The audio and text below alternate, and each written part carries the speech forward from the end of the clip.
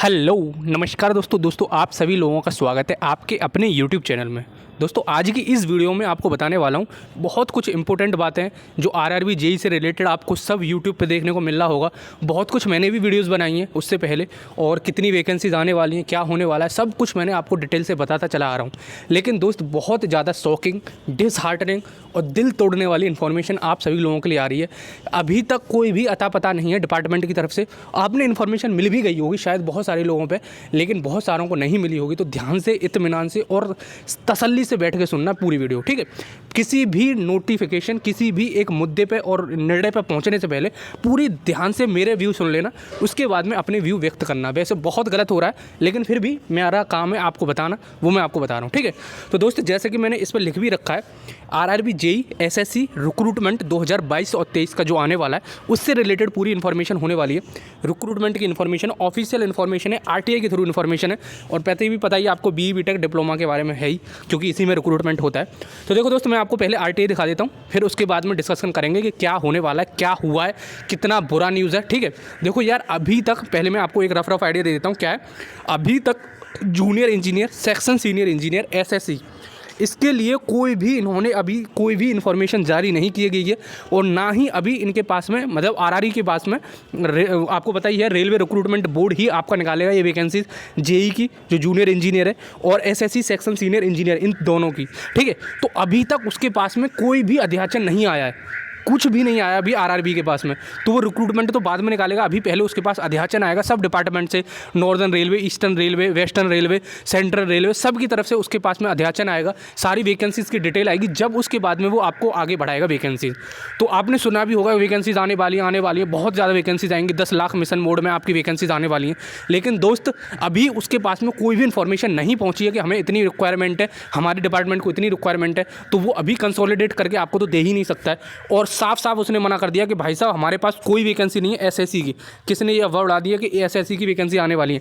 लेकिन दोस्त मैं आपको फिर भी बता रहा हूँ, वैकेंसीज तो एसएससी की आएंगी, लेकिन अभी कुछ भी क्लियर नहीं कह सकते कब आ सकती हैं, क्या आ सकती है। देखो मैं आपको दिखाई देता हूँ, और हालांकि मैंने भी आपके लिए 1-2 वीडियो बनाई है पहले, जिसमें मैंने आपको बताया था कि आपकी देखो दोस्त यहाँ वैकेंसीज आने वाली हैं एसएससी की, सेक्शन सीनियर इंजीनियर की, जूनियर इंजीनियर की, टेक्नीशियन की, असिस्टेंट लोको पायलट की, एएलपी की, जिसमें बीई बीटेक डिप्लोमा मैकेनिकल वगैरह के सब के एलिजिबल होते हैं।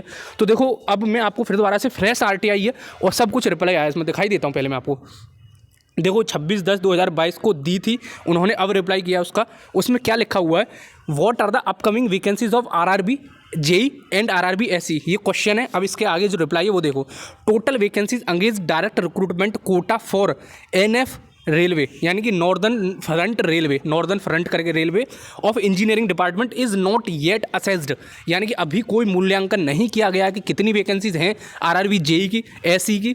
ये देखो आरआरबी जो आपका नॉर्दर्न फ्रंटियर रेलवे है, जो आपका नॉर्दर्न जोन को डील करता है, उसकी वैकेंसीज के बारे में बात हो रही है। अभी सदर्न रेलवे के बारे में आरटीआई नहीं है। ये नॉर्दर्न रेलवे, नॉर्दर्न कितने को मान सकते हो आप, यूपी से ऊपर सारा मान सकते हो, यूपी से लेके सारा ऊपर, ठीक है। ये सारा रेलवे आपका नॉर्दर्न फ्रंट रेलवे में आता है, ठीक है। तो भाई साहब इसमें इन्होंने साफ साफ मना कर दिया, has senior section engineer been classified as a gazetted post, क्योंकि बहुत सारे लोगों ने बताया भी था आपको, और इन्फॉर्मेशन भी बीच में आई थी एक पेपर कटिंग के जरिए, उसमें लिखा हुआ था कि जो एसएससी है, सेक्शन सीनियर इंजीनियर, उसको गेजेटेड पोस्ट बना दिया है। तो दोस्त यहाँ पे साफ साफ मना लिख रखा है, नो, NO मीन्स नो, कि भाई साहब ऐसा कुछ भी नहीं है, हमने इसको अभी नहीं डाला है गेजेटेड पोस्ट में, जैसे आपकी नॉर्मल पोस्ट होती थी वही होगी ये वाली, ठीक है। तो ये भी हम मेंशन कर दिया है। अब देखो तीसरे नंबर पर जो पॉइंट है वो भी बहुत इंपॉर्टेंट पॉइंट है, उसको देखो, total vacant post of SSE in NFR, national northern front railway zone furnish detail. तो सेम एस उन्होंने बता दिया कि भैया हमने अभी कोई भी असेसमेंट नहीं किया, तो आपको कैसे बता दें। फिर आया उसमें एज पर पीएमओ ऑर्डर, मतलब prime minister office order, 10 lakh vacancies in mission mode, has railway started preparation for new vacancies of RRB JEE and RRB SE. अब देखो ये वाला बहुत सुन के ऐसा लग रहा है, not pertain to APU and engineer, मतलब उन्होंने बोल दिया कि भाई साहब इंजीनियरिंग डिपार्टमेंट में वो लागू नहीं है, कहीं से भी होगी, कहीं से भी वैकेंसीज आएंगी, लेकिन इंजीनियरिंग डिपार्टमेंट में लागू नहीं है वो, ठीक है। ये पता नहीं क्या है। फिर उसके बाद में लिखा है, इस एसएससी मतलब सेक्शन सीनियर इंजीनियर आ लेवल 7 और level 6 post please provide details. तो उन्होंने बोल दिया कि भाई साहब हमने इसको लेवल 7 में ज़रूर पहुंचा दिया, क्योंकि पहले एसएससी जो होता था वो लेवल 6 में होता था, लेकिन इन्होंने यहाँ पे डिटेल में ये पहुंचा दिया कि भाई साहब अब ये आपका लेवल 7 में होने वाला है, ठीक है। तो ये यहाँ पे क्लियरली मेंशन कर दिया कि पहले लेवल 6 था, अब लेवल 7 कर दिया है। तो आई थिंक आपको सब कुछ समझ में आ गया क्या मैं बताना ठीक है दोस्त। तो यानी कि इसमें सारा कुछ डिटेल क्लियर कर दी गई है कि तुम्हारी जो आरआरबी जेई आरआरबी एसई की उसकी अभी भी कोई असेसमेंट नहीं की गई है। देखो यार, मेरा मोटो आपको डिसहार्टन करने का नहीं है, ना ही मैं आपको एक तथ्य देना चाह रहा हूँ, ओरिजिनलिटी, कि देखो भाई साहब अभी कोई भी भनक नहीं है आरआरबी जेई की, लेकिन वैकेंसी ज़रूर आएंगी। और ये भी बोल देता हूँ 2024 का जो इलेक्शन है उससे पहले ज़रूर आएंगी और जल्दी ही निकालनी पड़ेंगी इनको, क्योंकि भाई साहब ये रिक्रूटमेंट बहुत जल्दी नहीं हो पाता है। ठीक है, ये मेरा अनुमान है। अब देखो कुछ भी हो सकता है, मेरा अनुमान भी गलत हो सकता है, लेकिन अभी तक कोई भी भनक नहीं है रेलवे डिपार्टमेंट में कि वैकेंसीज कब आने वाली हैं, क्या आने वाली हैं। देखो यार, मैं बोल रहा हूँ आपको, उसमें जो ट्विटर का कैंपेन चलाते हैं उसमें पार्टिसिपेट करना चाहिए, लेकिन करते ही नहीं है बहुत सारे। मैंने बहुत सारे लोगों को पिछली बार जो कैंपेन हुआ था उसमें भी किसी ने भाग नहीं लिया। हम कैंपेन करा के परेशान हो जाते हैं, लेकिन आप सभी लोग सोचते हो कि भाई साहब आ ही जाएगा, और आप सोचते हो भाई रेलवे इस कैंपेन से कुछ नहीं होता, हम अपनी प्रिपरेशन करते रहते हैं। देखो यार, आपको कहीं फिजिकल ग्राउंड में नहीं जाना है, ट्विटर पर कैंपेन कर लेना। आजकल तो घर पे बैठ के प्रोटेस्ट किया जा सकता है, एक ट्वीट करना। आप इंजीनियर लोगो यार 2 सेकंड में ट्वीट हो जाता है। वैसे आप चाहे कितनी रील्स में कितना टाइम बिगाड़ दो, शॉर्ट्स देखने में चाहे कितना टाइम बिगाड़ दो, कुछ भी करने में आप बहुत टाइम बिगाड़ देते हो, मुझे पता है, I know you are engineer.